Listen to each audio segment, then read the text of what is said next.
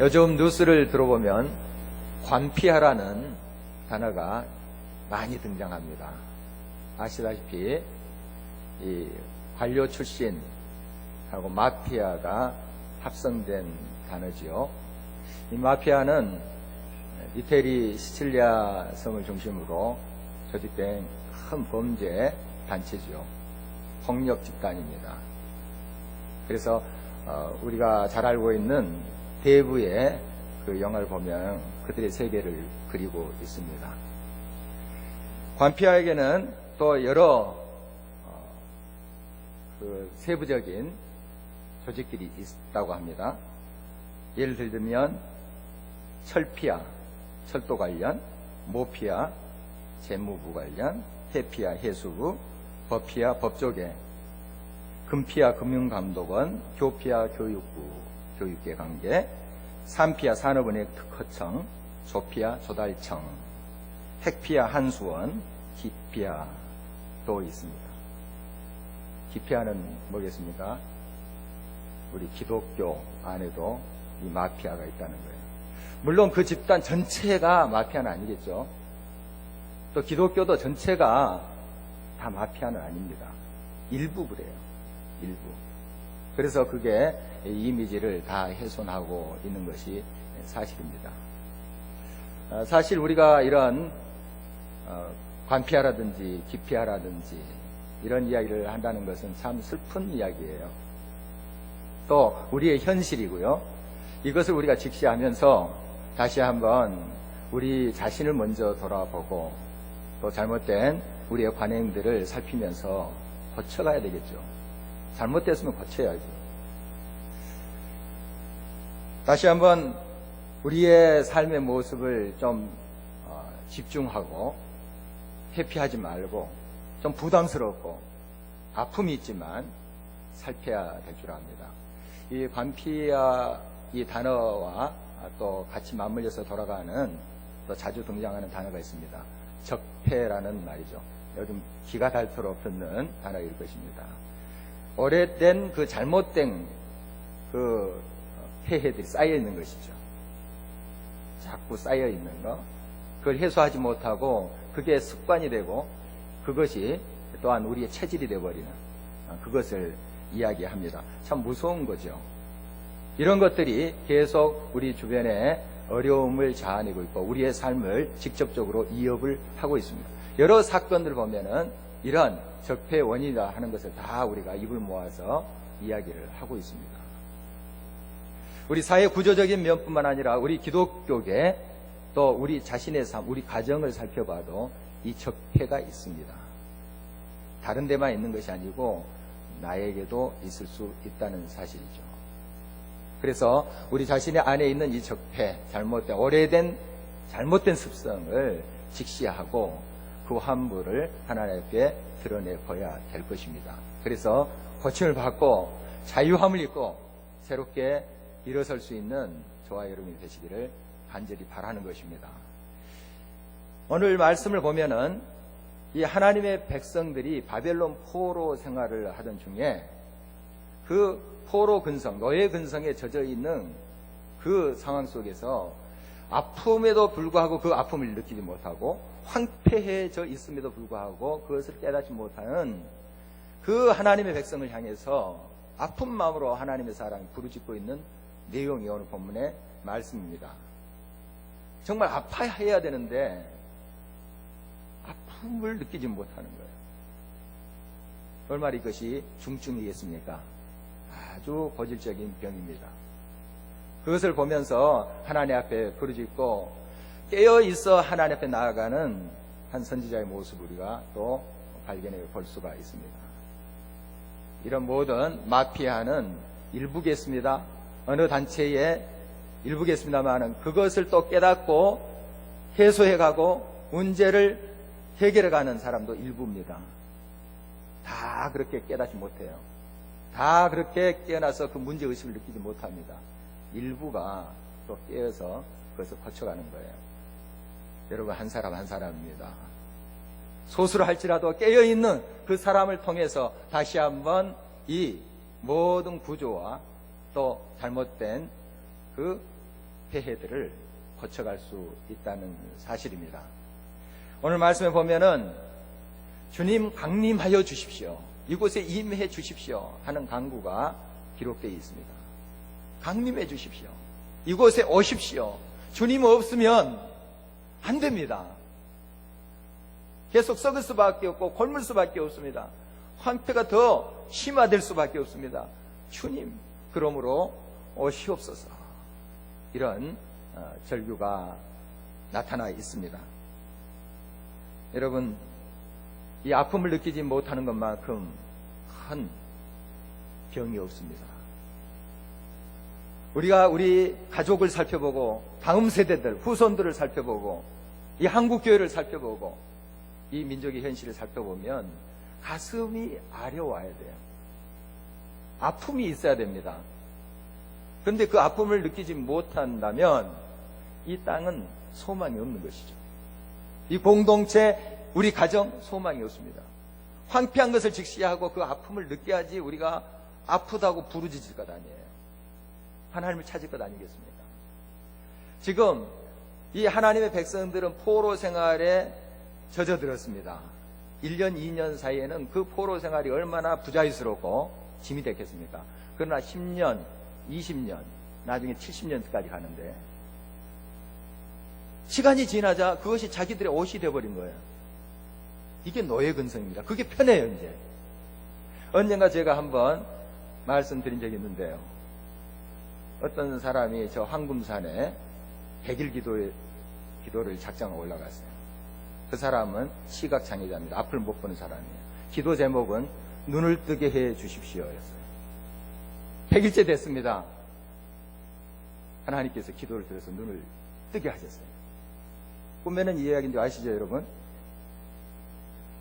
그런데 막상 내려오려 하니까 불편한 거예요. 다시 눈을 감고 내려왔다 하는 겁니다. 여러분, 이 습관이라는 게 이렇게 무섭습니다. 제일 처음에는 불편해요.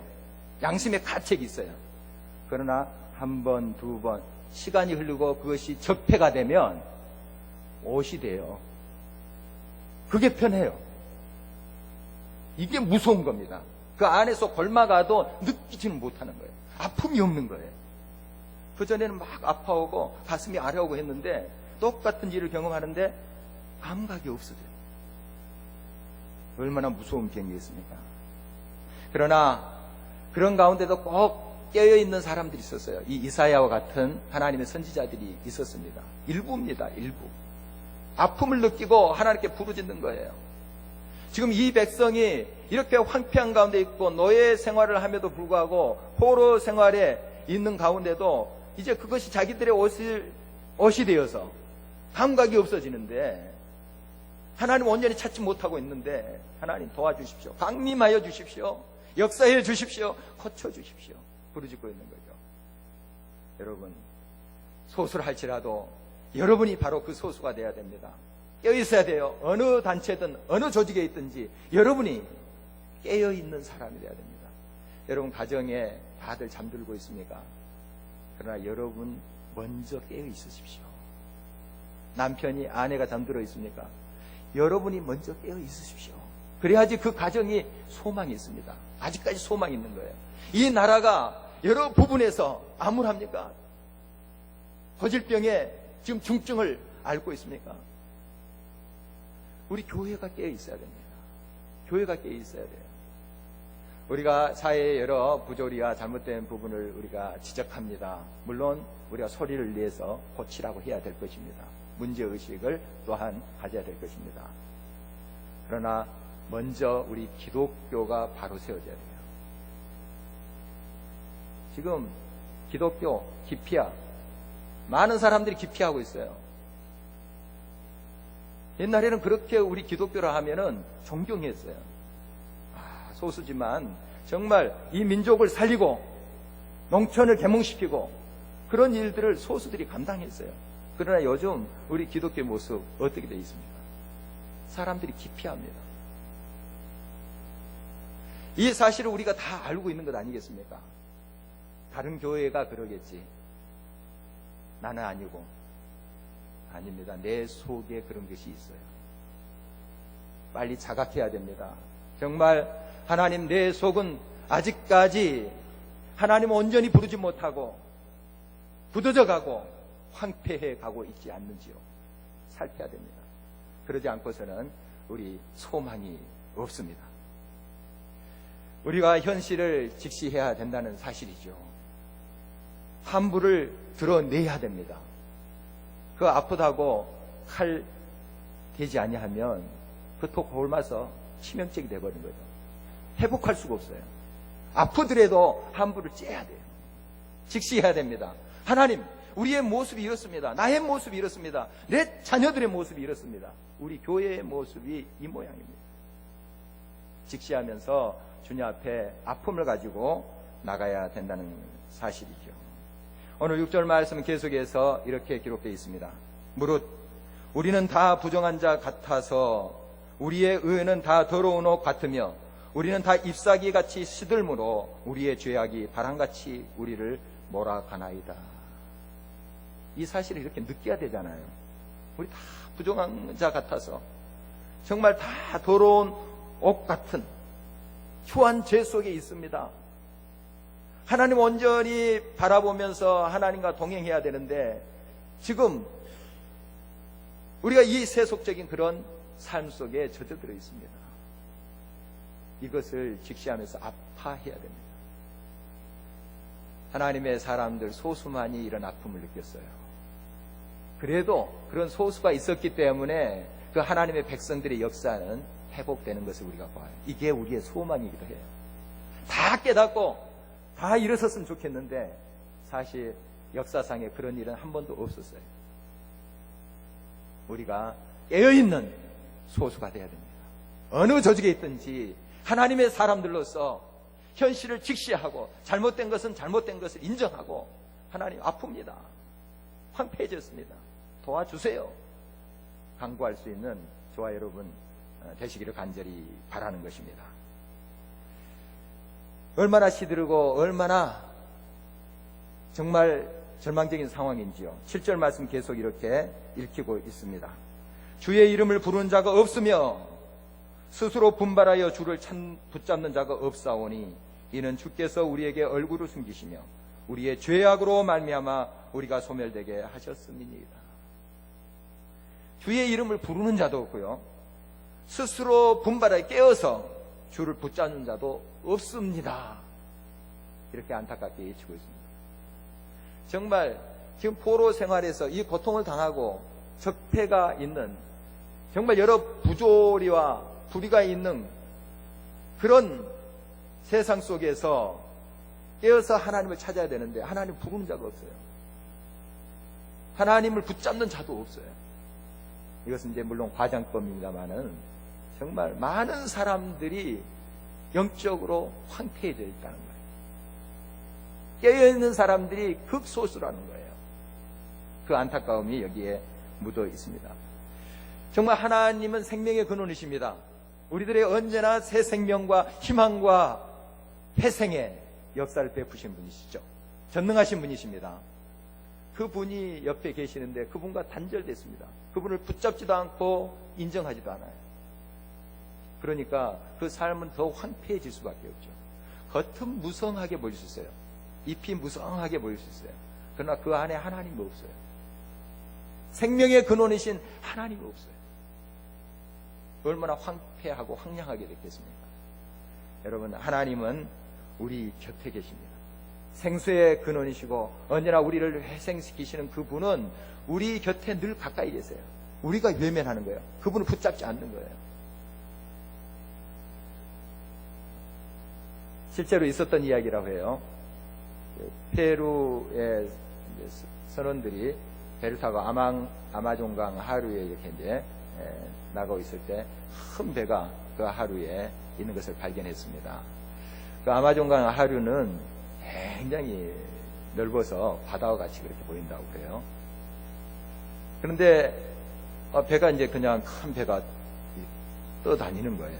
어디 항해하는 것도 아니고. 그래서 그 페루의 선원들이 그 배에 올라가 봤더니 스페인 사람들이에요. 스페인 사람들이 죽어가고 있더래요. 거의 죽어가고 있대요. 그래서 깨워서 이게 웬일이냐, 뭐 입은 시커멓게 타들어가고 죽음 직전인데 그동안 며칠 동안 물 한 모금도 마시지 못했습니다. 그래서 배로 서는데 물을 마셨어요. 마시게 했어요. 바로 그 배가 떠 있는 밑에는 아마존강에서 흘러나오는 마실 물이에요. 그걸 떠서 마셔서 다시 살렸다는 그런 기록이 있습니다. 우리 옆에 생수의 강이 흐르고 있습니다. 하나님이 옆에 계세요. 우리를 초청하고 계세요. 나를 찾으라. 목마른 자들아 내게로 오라. 돈 없는 자도 오라. 값없이 와서 먹고 마시라. 함에도 불구하고 그 하나님 우리가 온전히 붙잡지 않아요. 찾지 않습니다. 여러분, 정말 하나님을 온전히 만나야 됩니다. 붙잡아야 됩니다. 여기에 생명의 길이 있어요. 우리 가정의 회복이 있고 또한 이 나라 인민족 각계 모든 부분에서 다시 한번 새로운 역사가 가능하다는 사실입니다. 주를 붙잡아야 됩니다. 생명의 근원이신 주님과 단절된 그 삶, 메마를 수밖에 없고 황폐할 수밖에 없습니다. 겉은 우리가 꾸밀 수 있지만 그 영혼은 피폐해집니다. 황량해져요. 우리가 그 현상들을 보고 있잖아요. 다시 한번 우리가 주님을 갈구하면서 찾아야 될 때라는 사실입니다. 하나님, 이곳에 내 심령에, 내 가정에, 이 한국교회에, 이 땅 위에 강림하여 주십시오. 우리의 부르짖음이 그 어느 때보다도 요청되는 때입니다. 그래서 항상 우리는 하나님과 관계 회복을 사모해야 됩니다. 하나님과 내가 언제나 동행하고 있는가 하는 것을 살펴야 돼요. 오늘 말씀 8절 말씀에 보면은 그러나 여호와여 이제 주는 우리 아버지시니이다. 우리는 진흙이요 주는 토기장이시니 우리는 다 주의 손으로 지으신 것이니이다. 여호와여 너무 분노하지 마시오며 죄악을 영원히 기억하지 마시옵소서. 구하오니 보시옵소서 보시옵소서. 우리는 다 주의 백성이니이다. 주님, 이 상황을 보시옵소서. 황폐한 이 상황을 보시옵소서. 도와주시옵소서. 주는 우리의 아버지십니다. 아버지밖에 없습니다. 꼭 붙잡을 때 그 주님은 우리의 생수가 되십니다. 우리를 회생시키시는 능력의 주님이 되세요. 그 주님의 옷자락을 붙잡는 마다 하나님께서 다시 세우실 것입니다. 지금 중국에 기독교가 많이 일어나고 있습니다. 여러 경제적인 부분도 많이 지금 신장이 되고 있다는 소식을 우리가 듣습니다. 덩달아서 기독교인들 얼마나 많이 지금 일어나고 있는지 몰라요. 제가 한 30여 년 전에 중국에 몇 번 이렇게 왔다 갔다 한 적이 있어요. 그때하고 지금 많이 상황이 달라졌습니다. 지금은 기독교 인구가 1억 명일 것이다. 정확한 중국의 통계는 낼 수 없습니다만 어떤 또 조사를 보니까 2억 명이 될 것이다 하는 그런 조사도 있더라고요. 그러니까 정확한 통계를 낼 수 없는 동네가 중국이죠. 한 1억 3천으로 잡는다면 중국의 인구가 13억이라고 본다면 10%가 크리스찬입니다. 놀라운 일입니다. 놀라운 일이에요. 물론 다 그들이 헌신되고 또 하나님 앞에 깨어있는 그런 크리스찬들인가 하는 것은 의문이 있지만 그러나 우리 남한의 기독교의 정신, 의식보다는 훨씬 양질일 것이다. 추측 가능합니다. 그들도 물론 지금 남한의 기독교인들의 그러한 모습을 답습하는 면이 지금도 보여요. 점차. 그렇지만 아직까지는 더 순수함이 있을 것이다 하는 것이 그들을 연구하는 사람들의 같은 말이에요. 놀라운 일이에요. 하나님의 생명이 닿는 곳마다 하나님의 역사들이, 새 생명의 역사들이 일어나고 있습니다. 이 땅도 어떻습니까? 130여 년 전에 선교사님 들어와서 자신의 모든 것을 쏟았잖아요. 풍토병에 걸려서 죽어가면서도 그 사랑을 쏟았잖아요. 자식을 이 땅에 묻으면서 하나님의 사랑을 증거했잖아요. 바로 그 예수 그리스도의 복음의 생명이 닿는 이 땅 살아나고 꽃피었잖아요. 그러나 지금 세월이 지난 이 시점에서 이 한국 기독교의 모습 얼마나 지금 감각이 없어지고 하나님의 뜻대로 온전히 깨어있지 못하는 그런 현상을 우리가 발견해 갑니다. 다시 한번 생명의 근원이신 주님을 우리가 마셔야 됩니다. 그 주님이 우리의 모든 삶의 중심이 되고 가치의 중심이 되고 우리의 모든 방향을 지시하는 그런 분이 되도록 우리가 초청해야 될 것입니다. 바로 하나님을 찾는 그 길이 바로 우리가 살 길이고 다시 한번 일어설 길이라는 사실입니다. 우리가 날마다 하나님을 찾는 사람은 실족하지 않음을 믿습니다. 정말 우리 믿는 사람들이 바로 깨어서 정말 이 모든 현실을 직시하고 아픔을 직시하고 하나님 앞에 아픕니다. 도와주십시오. 고쳐주십시오. 부르짖어야 할 때입니다. 그래서 내일부터 우리가 특별 새벽 기도를 하는데요. 주님 오시옵소서 하는 기도지 않겠습니까? 대림절을 맞이해서 주님 우리의 삶의 중심에 오십시오. 나의 삶의 주인이 내가 아니라 어떤 세상적인 가치관이 아니라 주님의 가치관이 되게 해주십시오. 주님 우리의 삶의 중심에 앉으셔서 황폐된 곳을 다시 기경해 주시고 다시 그곳에 생명이 움트고 꽃피게 해주십시오. 열매 맺게 해주십시오. 부르짖어야 됩니다. 지금은 우리 주님을 옷자락을 붙잡고 부르짖어야 될 때입니다. 주님 도와주십시오. 이렇게 세워주십시오. 우리 가정을, 이 공동체를, 이 한반도를, 이 지구촌을 주님 다시 한번 세워주십시오. 부르짖어야 될 때입니다. 주님을 만날 때, 주님을 부를 때 주님은 우리 가까이 계시는 분이에요. 항상 우리 가까이 계세요. 그 물을 퍼 마시면 되는 건데 우리가 애써 예면하는 거예요. 무시하는 거예요. 왜 그렇습니까? 그런 대로 살만 하니까요. 편하게 됐으니까요. 우리가 힘들 때 정말 일제강점기 때 얼마나 하나님 앞에 순수하게 나갔어요. 도와주세요. 도와주세요. 하나님 한 분으로 우리가 만족합니다. 부르짖었어요. 이 민족을 살려줬잖아요. 해방을 맞이하게 해주셨잖아요. 번성케 하셨잖아요. 지금 편해졌어요. 그런 대로 살 수 있다고 착각하는 거예요. 여러분 그렇지 않습니다. 우리 영혼은 메말라가고 있습니다. 점차 메말라고 가고 있어요. 우리 자녀들 삶에 만족하지 않다는 거예요. 죽고 싶다는 거예요. 이 땅의 청소년들 50% 이상이 죽음을 심각하게 고려해봤다는 거예요. 우리가 어제 오늘 듣는 뉴스는 아닙니다. 알고 있습니다. 생명의 근원이신 주님과 우리가 만나지 아니하면 이 질병, 이 고질병, 중증 고칠 수 없어요. 가까이 계시는 물처럼 철철 넘치는 그 주님의 생수를 우리가 마셔야 됩니다. 주님을 찾아야 된다는 거죠. 그리고 주님 앞에 부르짖을 때 주님은 우리를 회복시키실 거예요. 주님의 생수가 닿는 곳마다 변화의 역사들이 일어났어요. 가정, 국가, 모든 단체들이 하나님의 생수가 들어갈 때마다 변화됐어요. 하나님의 은혜가 우리 속에 이렇게 넘쳐야 될 것입니다. 그래서 우리의 간구는 주여 속히 강림하소서, 오시옵소서. 우리를 살펴서 우리의 환부를 도려내시고 아프지만은 결단하겠습니다. 도와주십시오. 우리가 그렇게 하나님 앞에 나가야 될 것입니다. 왜 이렇게 이 사회가 적폐가 심하게 됐고 또 여러 마피아가 횡행하게 됐는가? 바로 예배가 무너졌기 때문이에요. 오늘 이사야서 말씀 보면 10절 11절에 보면은 그 하나님께 그 드리는 예배가 무너짐을 안타깝게 하면서 부르짖고 있어요. 예루살렘이 무너졌다는 것은 거기에 성전이 있어요. 성전이 불탔다는 것은 물론 그 성전 건물이 전소됐다 하는 뜻도 되겠죠. 그러나 예배가 무너졌다는 뜻이에요. 예배가 무너졌어요. 왜 우리가 하나님을 찾습니까? 예배 드립니까?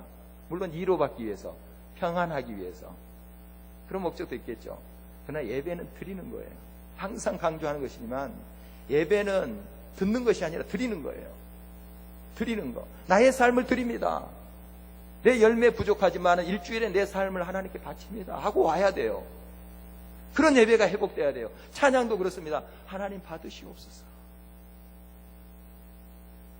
드리는 예배가 돼요. 자꾸 나 중심적인 그런 신앙으로, 물질적인 가치관의 신앙으로 치장되고 있는 이 한국교회의 모습을 우리가 안타까워해야 됩니다. 예배가 죽어버렸어요. 아름다운 시스템이 있습니다. 음악 흘러나와요.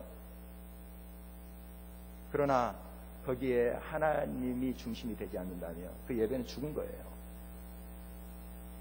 여러분, 진정 하나님을 만나야 돼요.